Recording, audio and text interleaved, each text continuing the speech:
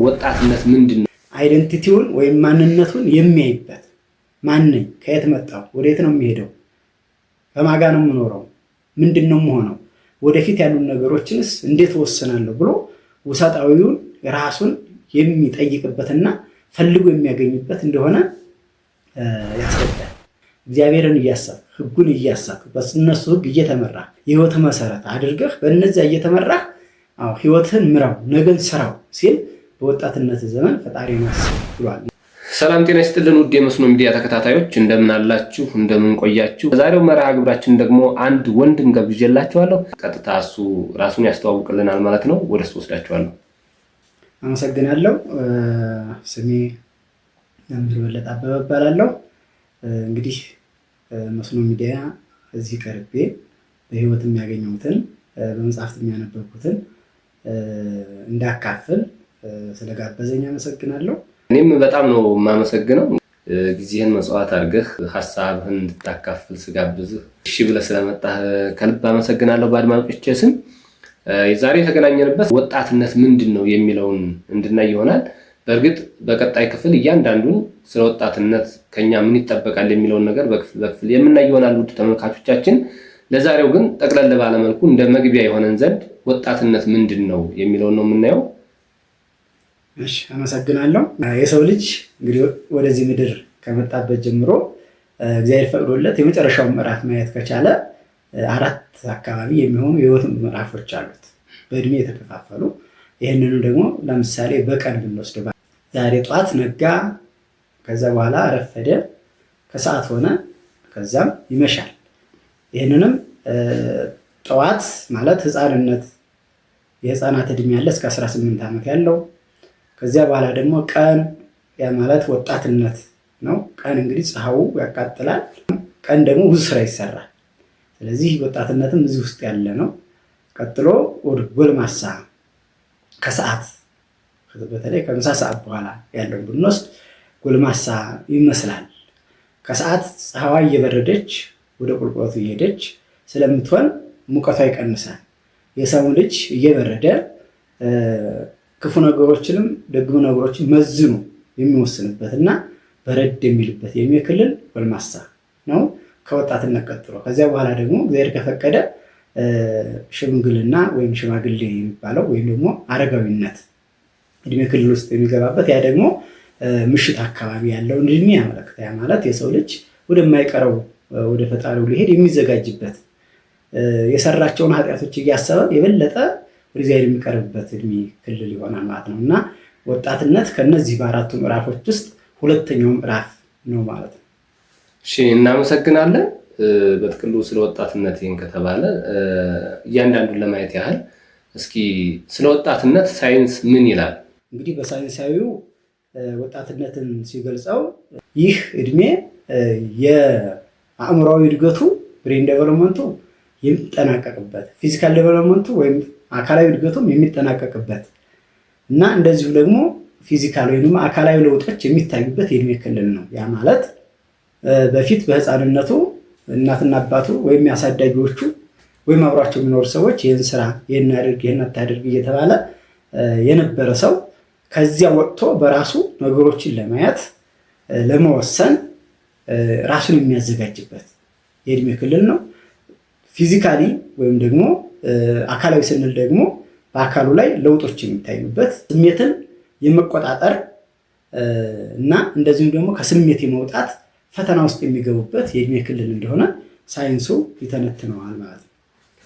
እሺ እናመሰግናለን። ይህንን ካል ከስነ ልቦና አንጻር ወጣትነት እንዴት ይታያል? እሺ አመሰግናለሁ። እንግዲህ ስነ ልቦና ስለ ውሳጣዊ የሆነውን ነገር ነው። ውሳጣዊ ማንነትን የሚፈልግ አይደንቲቲ ፋውንዴሽን ይለዋል። አይደንቲቲውን ወይም ማንነቱን የሚያይበት ማን ነኝ፣ ከየት መጣሁ፣ ወዴት ነው የሚሄደው፣ በማጋ ነው የምኖረው፣ ምንድን ነው የምሆነው፣ ወደፊት ያሉ ነገሮችንስ እንዴት ወስናለሁ ብሎ ውሳጣዊውን ራሱን የሚጠይቅበትና ፈልጎ የሚያገኝበት እንደሆነ ያስረዳል። ሌላው ስሜታዊና ጀብደኝነት ስሜቶች ደስታ፣ ንዴት፣ ፍቅር የሚባሉት በስነ ልቦና ውስጥ የሚፈጠሩበት የሚጠይቅበት፣ እነዚህን እያጣጣመ ወደ ቀጣይ ህይወት ምዕራፍ ለመሄድ የሚዘጋጅበት፣ አደጋዎችን የመጋፈጥ ሪስክ ቴከር ይለዋል። ወይም ደግሞ ፈተናዎችን ተጋፍጦ የመሞከርና እንደዚሁ ደግሞ አልፏቸው ጥሷቸው ለመሄድ ራሱን የሚያዘጋጅበት እነዚህም ዝንባሌዎቹን ተጋፍጦ አደጋዎችን ተጋፍጦ ውሳኔ ላይ የሚደርስበትና ነገን የሚሰራበት የእድሜ ክልል እንደሆነ ነው የሚተነትነው ሳይኮሎጂ ማለት ነው። እናመሰግናለን። በመጨረሻም የምናየው ከሃይማኖት እይታ አንጻር ወጣትነት ምንድን ነው? ከሃይማኖት አንጻር ስናይ እንግዲህ ብዙ በዓለማችን ላይ ብዙ ሃይማኖት ተቋማት አሉ። አሁን እኛ የምናየው እንግዲህ በኖርንበት እና በምንመራበት በህይወታችንን በምናውቀው በኦርቶዶክስ ተዋሕዶ ሃይማኖት አንጻር ነው የሚሆነው።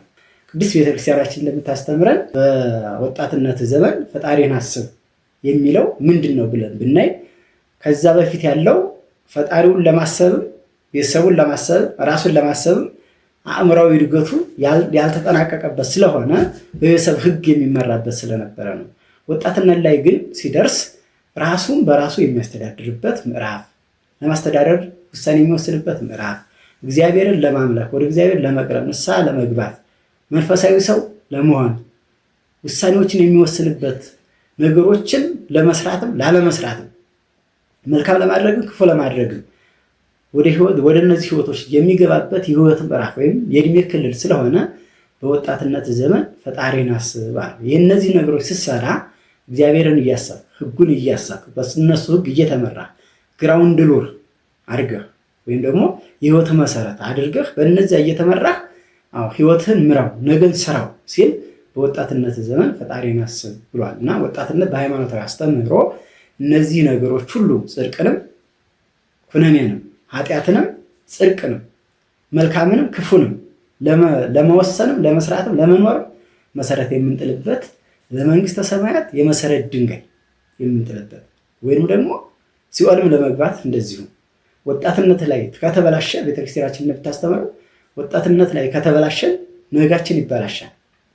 ምክንያቱም ዛሬ እሳት ቅድም እንዳልኩ 6 ሰዓት አካባቢ ያለው የፀሐይ ሙቀት የጋለ ነው። ወጣትነትም እንደዚያ ነው። 6 ሰዓት ላይ እህል ቢያሰጡበት በአንድ ቀን አድርጎ ለወፍጮ የተመቸ ያደርገዋል። ያ በዛ ሰዓት ደርቆ የተፈጨ እህል ለሚመገበው የተመቸ ለሚጋግረው የተመቸ ስለሚሆን እኛም በዚህ ወቅት በዚህ ዕድሜ ክልል ውስጥ መልካም ነገርን ከያዝን ነገር አብሮን ለሚኖረው ለምንጦራቸው አባቶቻችን ለምንቀበላቸው ህፃናትም መሰረት የምንጥልበት ስለሆነ የመንግስተ ሰማያት መግቢያ መሰረት የምንጥልበት የጽድቅ ስራ ለመስራትም ለኃጢአትም የምንቀርብበት እሳት ነው። የእሳትነት ዘመን ነው። ሰው በነገራችን ላይ የሚቀጥሉት ምዕራፎች ላይ እናየዋለን። የሰው ልጅ በባህሪያቱ እድሜው ይወሰናል። የስጋ ባህሪያት 4 አሉት። እድሜውን በዛ ልክ ነው። እነዛንም እየተነተን ማየት ይቻላል። ስለዚህ አሁን ከስጋ ባህሪያት እሳት የሚለው ይገልጸዋል ማለት ነው። ወጣትነት እሳት ያገኘው ሁሉ የሚያቃጥልበት ነው እና ወጣቶችም ያዩትን ሁሉ ስራው ላድርገው የሚውሉበት ወቅት ስለሆነ እዚህ ላይ ቆም ብለው ራሳቸውን የሚያዩበትና ውሳኔ የሚወስኑበት የእድሜ ክልል እንደሆነ ቤተክርስቲያናችን ታስተምራለች። እሺ፣ በጣም እናመሰግናለን። እንግዲህ የዛሬው ዝግጅታችን እዚህ ላይ ይበቃናል። ቀጣይ ስለ እያንዳንዱ ነገር ከአንድ ወጣት ምን ይጠበቃል፣ ምን ቢያደርግ ጥሩ ነው የምንላቸውን በተከታታይ ክፍል እናቀርብላችኋለን። እናንተም ደግሞ ሰብስክራይብ፣ ላይክ፣ ሼር ማድረጋችሁ እንዳትረሱ እያልኩኝ እንደው በመጨረሻም ስለ መስኖ ሚዲያም አጠቃላይ ደግሞ ልንቀጥልበት ያሰብነውንም ሀሳብ ግለጽልኝ እስኪ። እሺ፣ እንግዲህ እንደሚታወቀው መስኖ ሚዲያ ለሰው የሚጠቅም በተለይ ወጣቱን የሚጠቅም ነገን የምንሰራበት ሚዲያ እንዲሆን እየተሰራ ነው ያለው። መስኖ ከስሙ ብንነሳ በበጋ የደረቀ መሬት አለስልሶ አረንጓዴ የሚያሳይ ለምለም የሚያሳይ መልካም አትክልትን የሚሰጥ ነው አይደል ስያሜው ራሱ።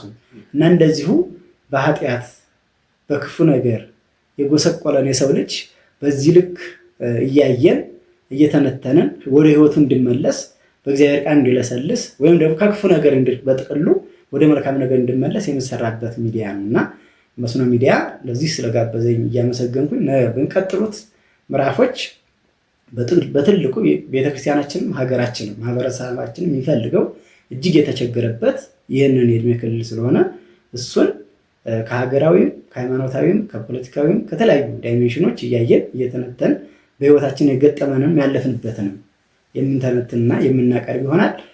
ተከታታዮቻችን ይህንን በጉጉት እየጠበቃችሁ እናንተም በጸሎት እያሰባችሁን መርሃ ግብራችን እንድትከታተሉ እኛም እናፍቃችኋለን፣ እንወዳችኋለን። አመሰግናለሁ።